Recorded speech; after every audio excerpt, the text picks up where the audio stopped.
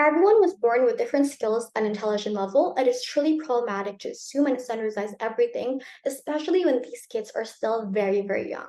We will argue age grouping in educations like primary and middle school is a morally insignificant thing to do that harms students in short and long terms. Extremely proud to stand underside propositions. Before any of my arguments, 4 points of model. Firstly, don't do tests before school starts. Genius can skip grades, slow learners can stay in their grades or in lower ones according to their intelligence level. Secondly, age gap cannot be big, probably 3 to 5 years maximum, so they can still communicate well with their classmates. But thirdly, why are we doing this in primary and middle school is because this is the beginning of their educations where their improvements need to be taken care more. They need to have a well-rounded basis of education first. You're opting into high school and you need it is more specialized. But fourth and lastly, proposition does not have the burden to prove why university and others does not need this. We just have the simple burden to prove why primary and middle school urgently needs the system to change. 3 things I'm going to do in the speech. Firstly, what the current system of age-based and middle and also primary is truly problematic. Second, the efficiency of studies. And thirdly, the efficiency of teachings. First argument, why the current system is problematic. Panel, let's see the status quo. There are many types of students, fast learner and also slow learner. Everyone has different level of comprehensions within learning and educations. Some can easily read and understand. Some has to have example or practices. They need to listen, they need to watch movies in order to study very well. First layer, I'm going to have 2 types of students here and the problems they have to face within the current system. First one, the smart students. Smart student has to learn slower in order to adapt with the majority of the class intelligence level. They have to sacrifice their time and energy and slow down just so the others can understand. Their improvement is being constrained and being limited by the current system that the government gave to them. But secondly, less smart students. The less smart student has to learn so quickly and to always catch up with the others. They're overwhelmed and it's hard for them to even understand all the basis of the things that is being taught for them.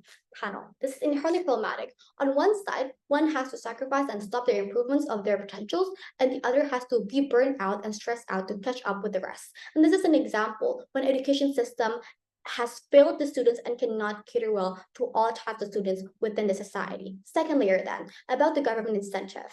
3 things. Firstly, of course, they want a better education system. They want better human resources to build up the nations and have a better futures. But second, we don't have to argue whether or not they have the capacity because changing the system happens a lot, but proposition will prove their incentive to have inclusivity where all students can study well and suitable for themselves. Thirdly, let's see the past precedents. For example, firstly, the reforming curriculum to cover more subjects. That's why back then our parents probably have a few subjects. Now we have 16, for instances. Secondly, the scholarships accommodating students with different types of studying methods, and where extraordinary one can get into a certain scholarship to maximize their potentials and talents. This proves how governments still do have the incentive to make education more inclusive. So it proves where our mechanism is still likely to happen in the first place. Second argument about the efficiency of studying. What is the bad effects of age grouping under startup positions? 4 things. Firstly, I told you about one needs to catch up and one needs to slow down and become stagnant. But second, what is more urgent is skills and intelligence levels of individual needs to always be trained. When you're smart, you need to maintain that. But when you're smart, but you're told to be slow, learn slower, as time goes by, those skills are more likely to be vanished and gone, and it's truly devastated and a waste of talented individuals and also young students. But thirdly, also, this is also about mental health of students, in which they see other children in their classroom becoming so smart, answering so much and getting all straight A's. The insecurity level that is built within their mentality is truly something dangerous to have, especially when they're still very young and they're still vulnerable. They're eager to build up a form of characteristics. Under startup position, they make all insecure students exist, and it makes a huge number of quantity. But fourthly, also by the peer pressure, when they're forced by teachers to be always so good and as good as these smart students, when the teacher comparing themselves 24/7, smart versus less smart, and this is truly that something that happens within status quo, the amount of pressure that leads to this continuous questioning in their mind, why can I be like that? When can I be as good at that? It's truly something that devastated that happens and truly hard their mental health.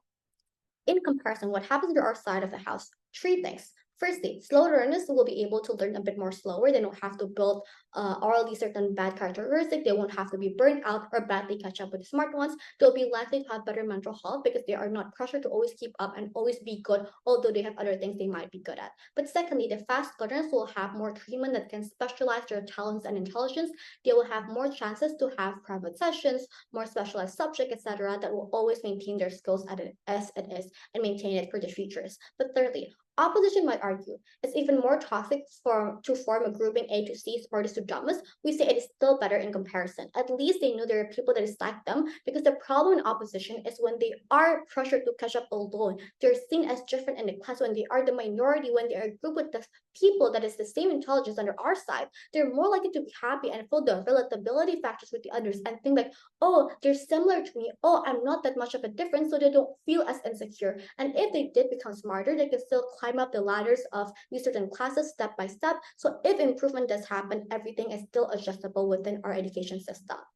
Third argument, lastly, but the efficiency of teachings. What happens on side opposition and what is it counterproductive for teachers? Four layers. Firstly, teachers have to fake the students' grades so the slow learners can advance to the next grade. But because of course they need to pass to the grade or school get bad reputations. And this is something that happens in status school a lot, where children that does not even understand everything can suddenly pass to the next grade because the school does not want to make them stay in that certain grade. But secondly, the teachers are having different teaching because everyone has different comprehension ability, to have different characteristics, intelligence levels. Sometimes they have to completely change how they present materials because they have to focus on the majority or something. But thirdly, the reason why teachers are tend to be more ignorance and tend to be more negligence or quote unquote tiger, that is too diverse, because the certain students is too diverse, it's overwhelming. Their teaching sometimes it cannot be understood by everyone and they are stressed out. This is what happens on side oppositions. But lastly, at best, if they can create two different ways of teaching, this put a huge burden to them. They are underpaid, but they are forced to do the exceptional we say is inherently unjustified to begin with. But how do our model and stat propositions solve all of those problems? Three layers. A, teachers are easier to teach when they actually can focus on certain methods that will be most efficient.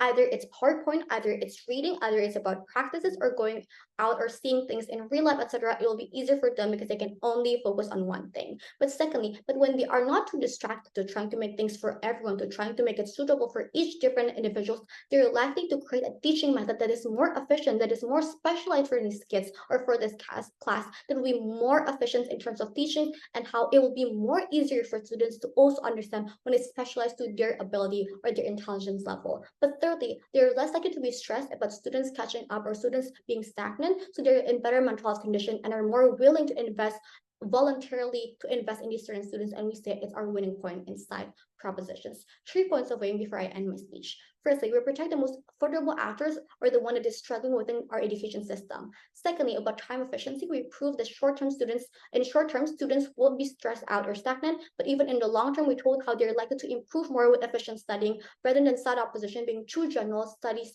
will graduate, these students will always graduate here and there, but the knowledge they will get in side opposition is not well established. But thirdly, about the intensity of impacts, how our mechanism cater to the students, to the teachers, to the government incentive of better human resources. We cater to all actors. We have better in terms of quantity, a numerical weighing we win, proud to propose.